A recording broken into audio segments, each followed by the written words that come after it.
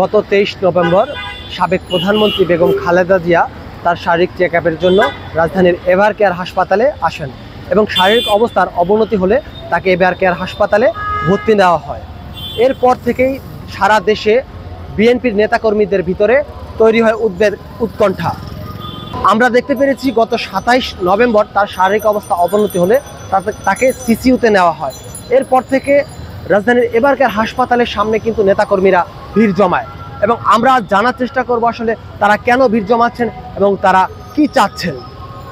আমি এখানে আসছি বেগম খালেদা জিয়াকে অসুস্থ হয়েছে এই খবর পাই আমি সিলেট থেকে চলে আসছি ওনাকে দেখার জন্য।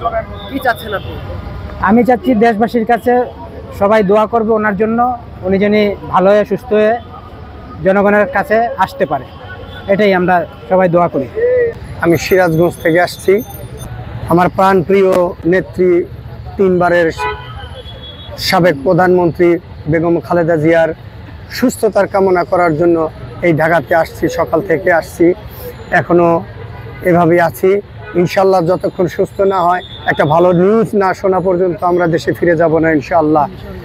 আমরা আশা করি খুব তাড়াতাড়ি তিনি সুস্থ হয়ে আমাদের মাঝে ফিরে আসবেন, এটাই আমাদের জনগণের প্রত্যাশা। এবং সারা দেশের মানুষ দল মত নির্বিশেষে যেভাবে তাকে মন থেকে তাকে দোয়া করছে, ইনশাল্লাহ অবশ্যই তিনি সুস্থ হয়ে আমাদের মাঝে ফিরে আসবেন, এটাই আমাদের প্রত্যাশা এবং কামনা।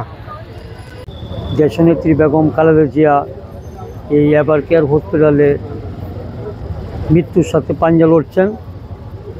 আমার বাড়ি হলো কিশোরগঞ্জ জেলায় নিকলি উপজেলায়।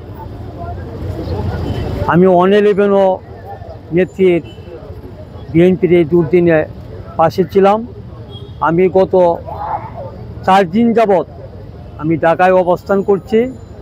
যতদিন পর্যন্ত আমার মাকে সুস্থ না হবে ততদিন পর্যন্ত আমি ঢাকায় অবস্থান করব এবং দেশবাসীর কাছে আমি দোয়া চাই, আপনারাও দোয়া করবেন।